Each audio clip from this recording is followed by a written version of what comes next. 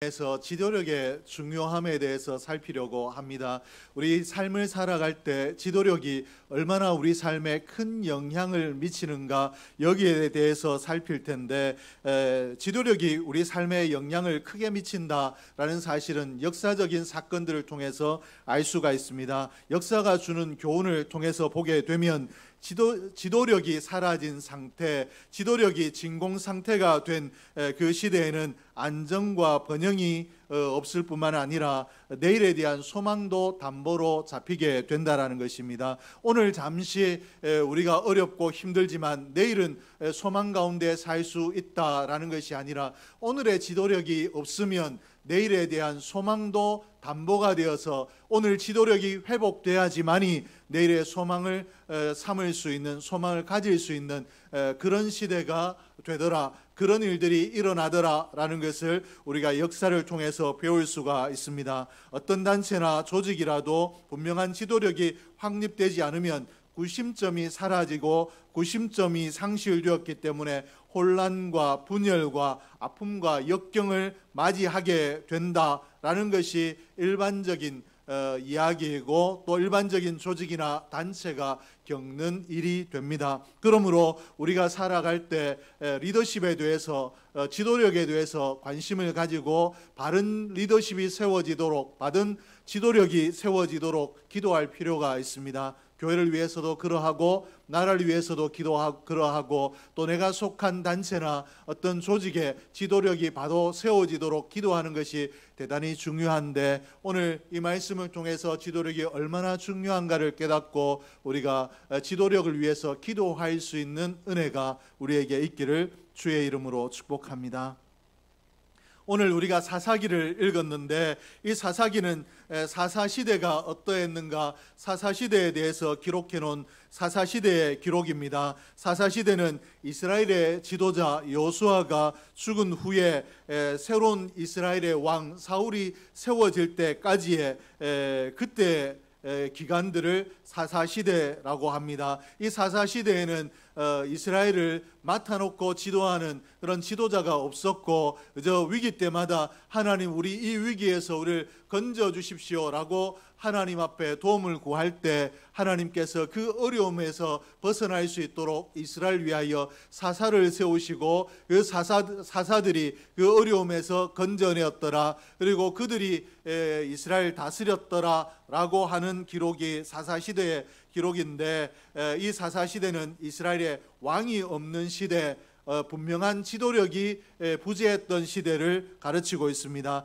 1절 상반절에 보면 여호수아가 죽은 후에 이렇게 기록하고 있기 때문에, 이스라엘 백성들이 애굽에서 나올 때 모세가 이스라엘 백성들을 이끌어 나왔고, 그 모세의 뒤를 이어서 이스라엘 백성들을 가나안으로 입성하게 하고 가나안 정복 전쟁을 일으켰던 사람이 여호수아인데, 이들을 앞장서서 지도했던, 그들을 끌어가고 하나님의 뜻이 여기에 있다, 우리가 하나님의 뜻을 따라 이런 일을 행하자, 우리는 이 일에 충성해야 된다라고 이스라엘 백성들에게 강량을 제시하고, 또 이스라엘 백성들이 할 바를 안내했던 그 여호수아가 죽었다라고 이렇게 기록하고 있는데, 이 이스라엘 백성들에게 지도자가 없는 시대, 지도력이 상실된 시대가 이 사사시대라고 오늘 성경이 우리에게 소개하고 있습니다. 이 지도력이 상실된 시대가 어떤 모습인가, 성경이 사사기의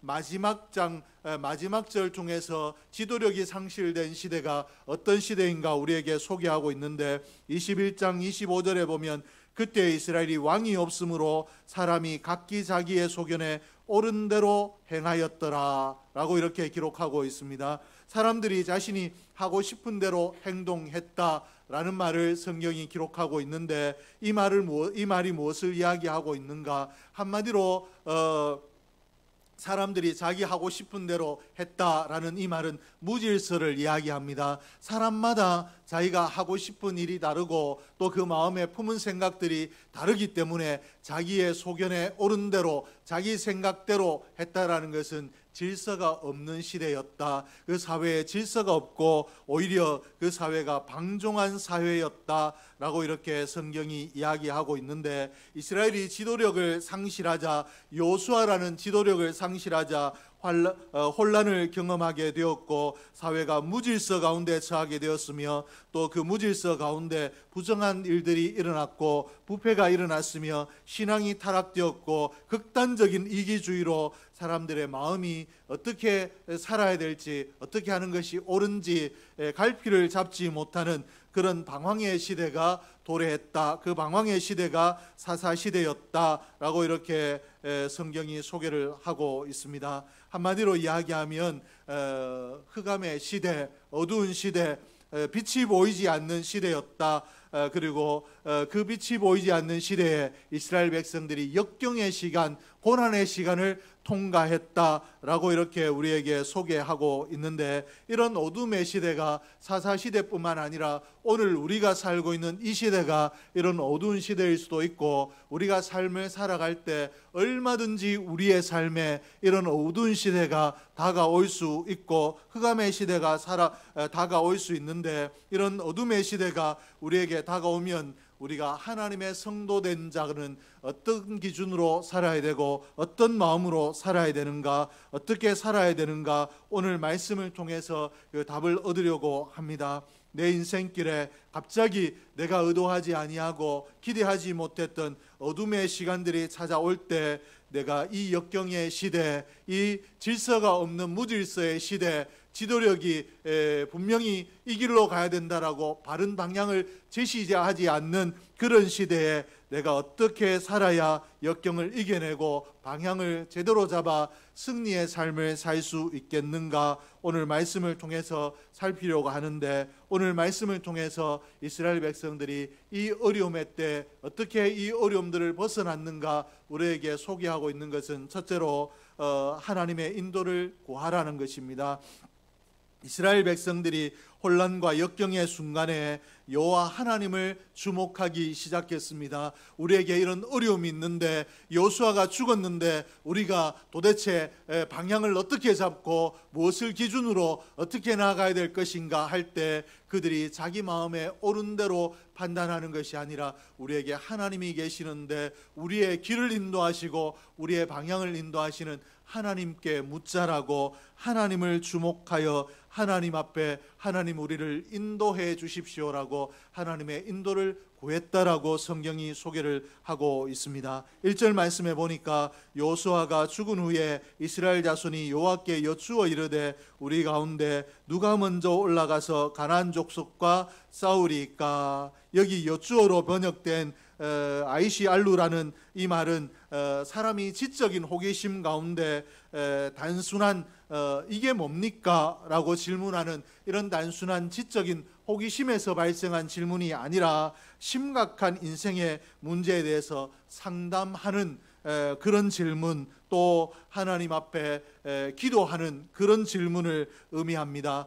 다시 말해서 여호수아가 죽은 후에 이스라엘 자손들이 하나님 앞에 기도하여 이르되, 상담하여 하나님 앞에, 하나님 우리 인생의 방향, 이 나라의 방향을 어떻게 놓아야 되겠습니까? 라고 하나님 앞에 상담하여 이르되, 기도하여 이르되, 이렇게 해석할 수 있습니다. 여호와께 여쭈어 이르되 라고 기록하고 있는 이 말씀이 우리 인생의 길을 발견하게 되는 비결이고 역경을 극복하는 비결이 되는데, 오늘 저와 여러분도 내 인생에 어둠이 찾아오고 내 인생에 원치 않는 어려움, 내가 노력해도 이 어려움의 시대가 벗어나지 않을 때 하나님께 여쭈어 아뢰일 수 있는 지혜가 있기를 주의 이름으로 축복합니다.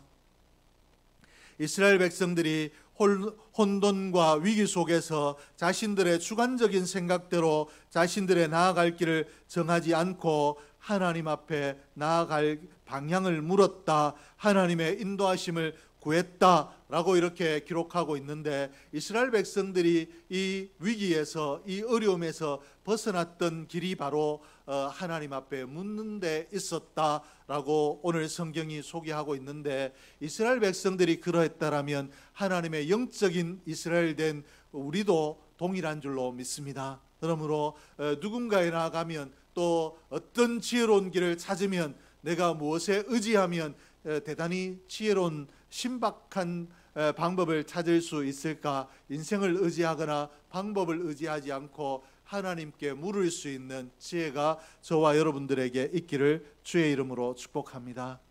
역사적으로 우리가 위대한 왕 중에 한 명이라고 이야기하는 다윗 왕이 있습니다. 다윗의 인생을 살펴보면 하나님께서 다윗을 어떻게 이야기했는가? 하나님 마음에 합한 사람이다 라고 하나님께서 다윗을 평가했습니다. 다윗의 성경이 기록할 때 우리와는 차원이 다른 성정이었더라. 다윗은 우리처럼 유혹에도 넘어지지 아니하고 죄의 그 마음이 흔들리지도 않는 그런 하나님이 기뻐하실 수밖에 없는 사람이었다 라고 이렇게 소개하지 않습니다. 분명히 우리와 같은 성정을 가지고 있는 사람이었다 라고 성경의 기록들이 우리에게 소개하고 있는데, 그럼에도 불구하고 하나님께 인정받는 삶을 살아낼 수 있었던 다윗이 어떻게 살았기 때문에 그러할 수 있었는가? 다윗은 하나님께 묻지 않고는 행동하지 않는 사람이었다라고 이야기해도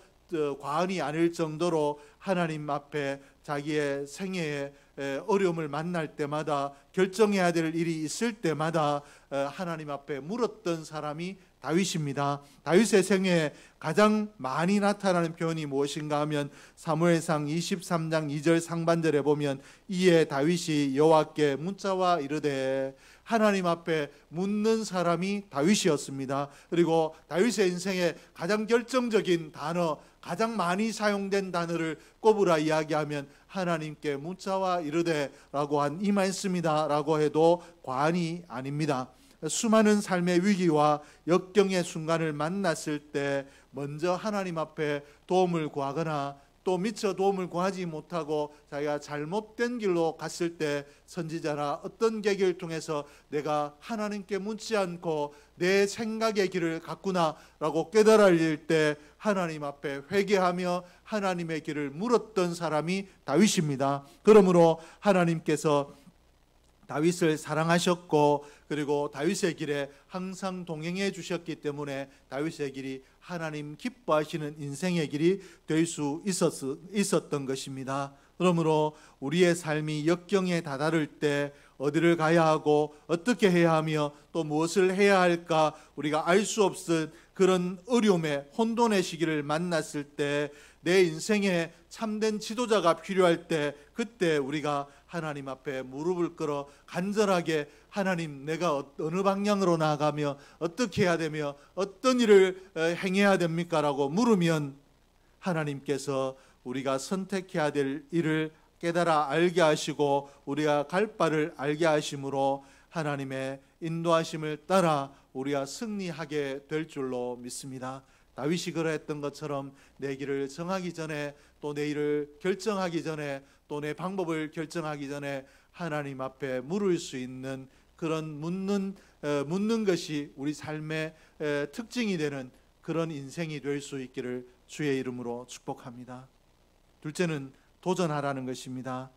가나안 땅은 이스라엘 백성들에게 꿈이었고 목표였습니다. 하나님께서 약속하신 땅이었습니다. 애굽에서 인도해내실 때 너희를 가나안 땅에 들어가게 하겠다라고 하나님께서 약속하신 땅이 가나안이었습니다. 그러므로 하나님께로부터 받은 꿈, 하나님께서 이스라엘 백성들에게 너희는 이 가나안을 향해 가나안을 목표로 붙들고 나아가라고 주신 목표가 가나안이었습니다. 그러므로 그 땅의 정치를 위해서 애굽에서 나왔고 광야의 시간을 통과했고 그리고 약속의 땅에 들어와 그 땅을 차지해 나가던 중에 있었습니다. 그런데 이 땅을 온전히 차지하기도 전에 요수아가 죽었습니다. 요수아가 지금까지 그들을 승리로 이끌었던 지도자 그리고 그들의 안녕과 평안을 지켜주었던 지도자였는데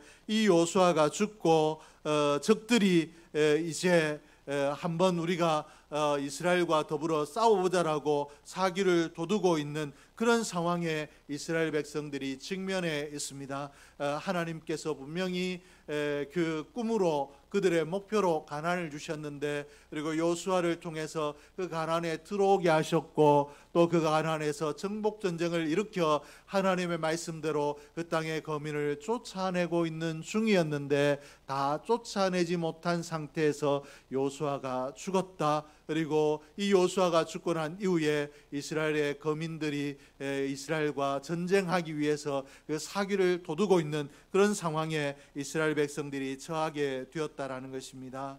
이러한 때 어떻게 해야 되는가? 이스라엘 백성들이 이러한 시경을 만났을 때 어떻게 해야 될 것인가? 방법은 여러 가지가 있을 수 있습니다. 먼저는 역경을 수용하거나, 아니면 이 역경의 순간을 맞이했지만 하나님 앞에 마음을 정비하고 하나님 앞에 다시 한번 하나님, 이 위기가 하나님 주시는 기회가 되게 해달라고 기도하며 하나님 주신 꿈에 도전하여 이 어려움의 상황을 역전시키거나, 둘 중에 하나인데, 이 위기의 순간에 마음먹기에 따라 싸움을 포기할 수도 있고 후퇴할 수도 있으며, 또 자포자기할 수도 있고, 지금까지 얻은 땅에 우리가 거하며 하나님의 영광을 드러내면 되지 않겠는가, 그저 지금까지 얻은 것에 자족할 수도 있습니다. 그러나 이스라엘 백성들은 포기하거나 자족하는 것을 택하는 것이 아니라, 하나님께서 은혜 주셔서 하나님께서 이 위기를 이길 수 있는 기회를 주셔서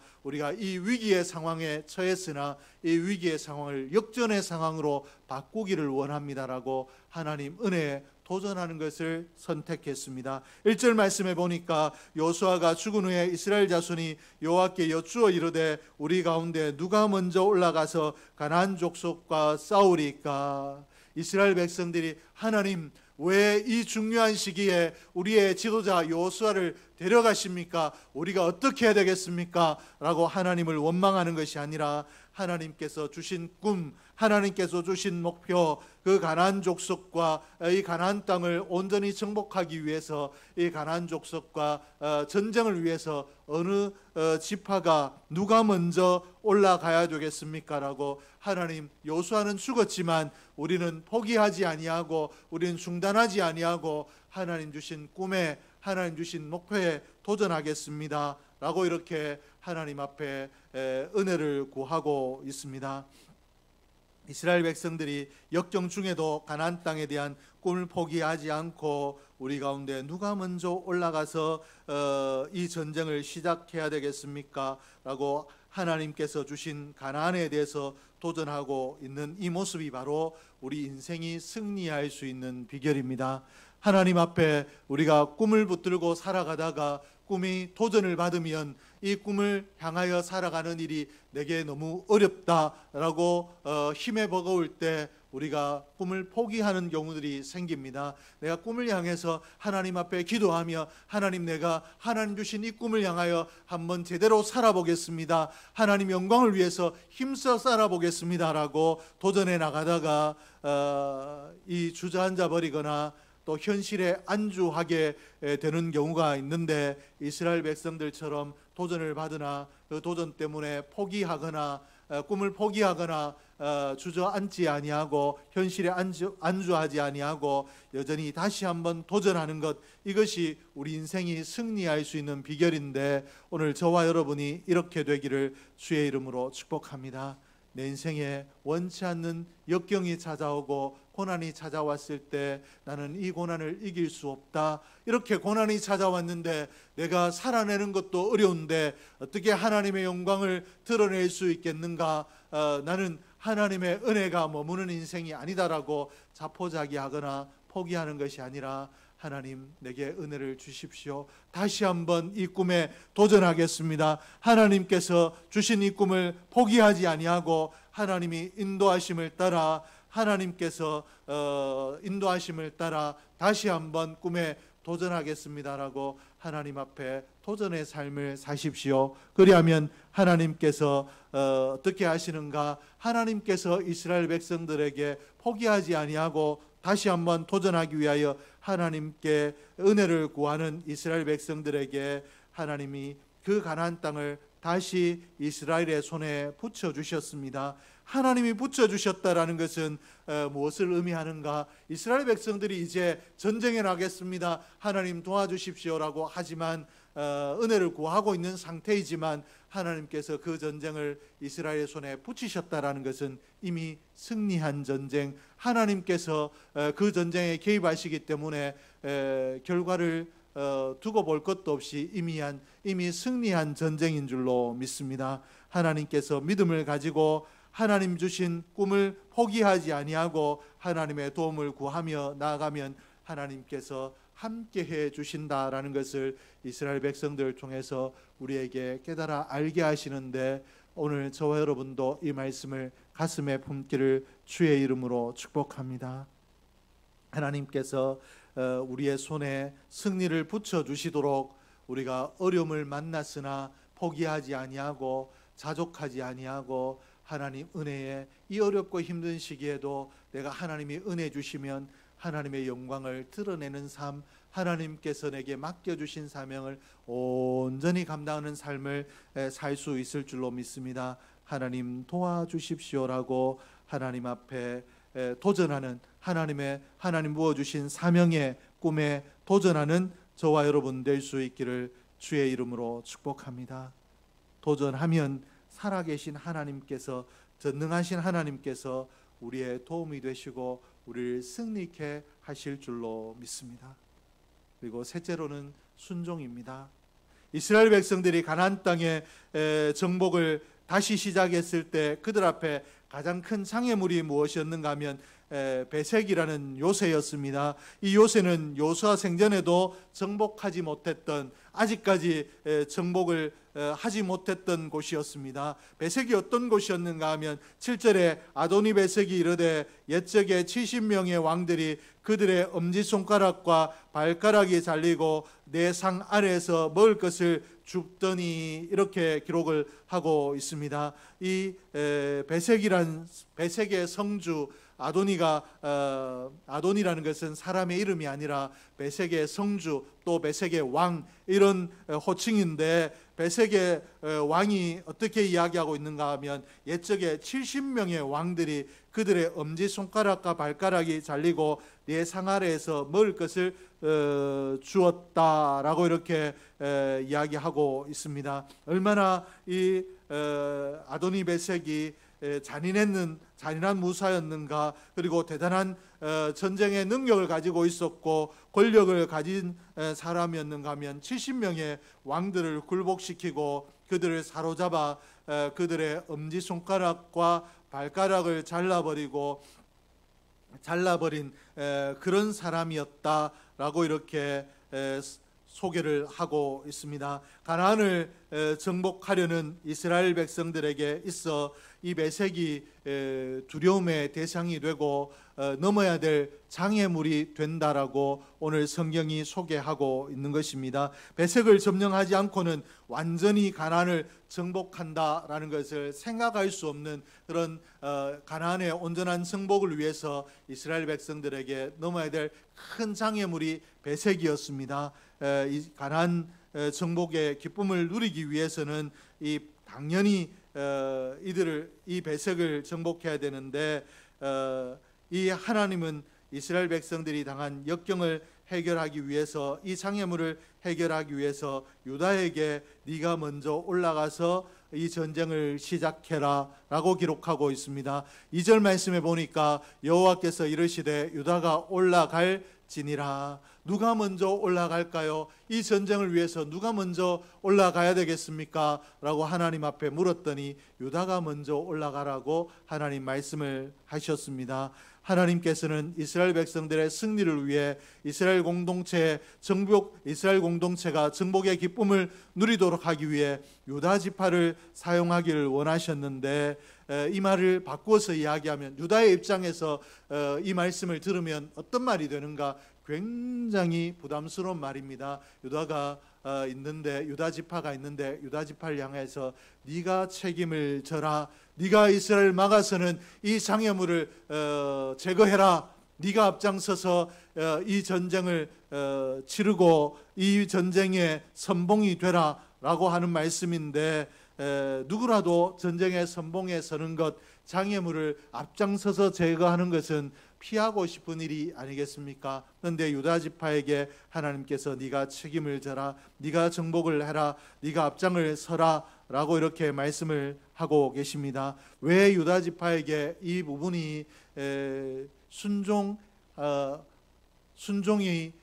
순종해야 될 필요가 있는 말씀이 되는가 하면, 유다 지파는 이스라엘 12지파 중에 대표 지파가 아니었습니다.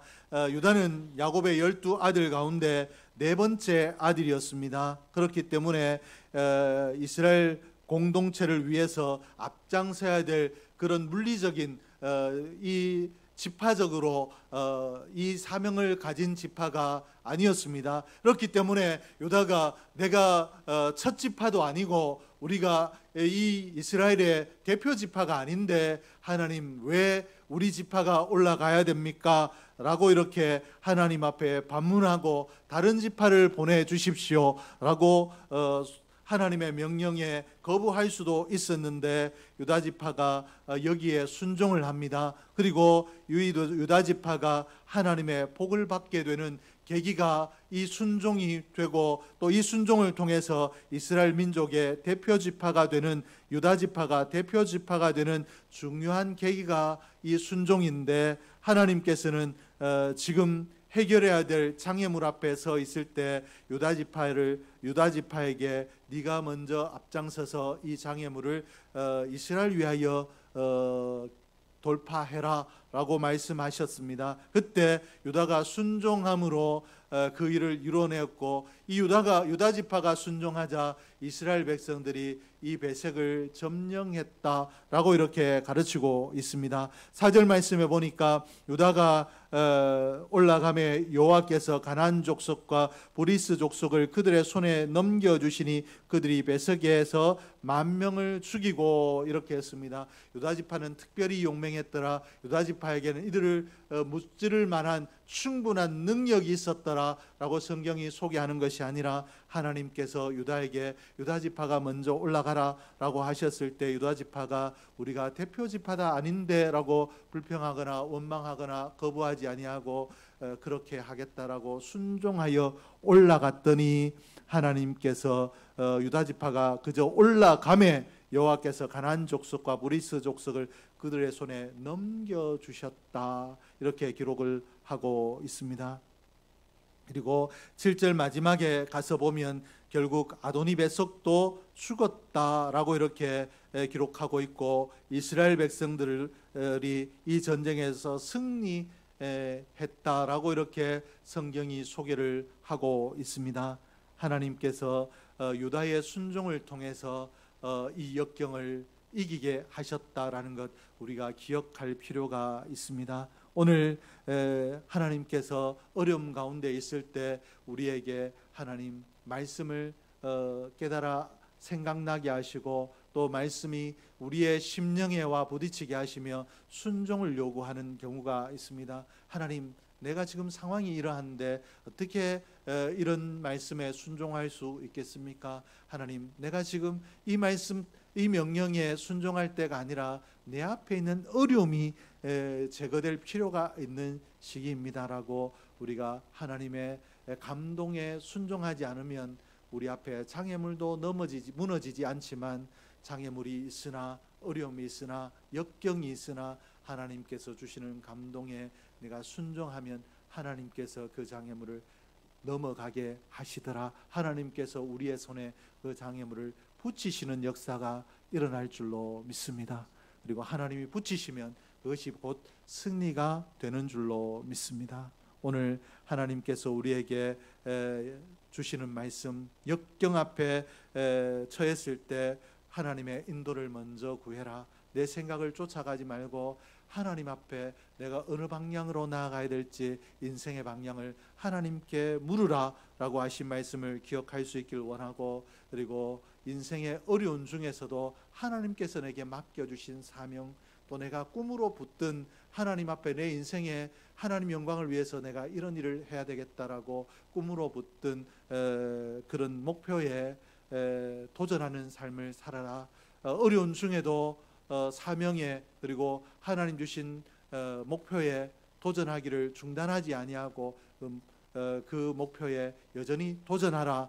그리고 또 하나님께서 그 목표를 향해 도전해 나갈 때 네가 이런 일을 하라고 내게 감동을 주실 때 그 감동에 순종하라라고 이렇게 주신 말씀을 기억하고 우리가 이 시대의 어려움 그리고 우리 앞에 있는 개인의 어려움, 가정의 어려움들을 승리로 바꾸시는 하나님을 경험할 수 있는 저와 여러분이 될 수 있기를 주의 이름으로 축복합니다.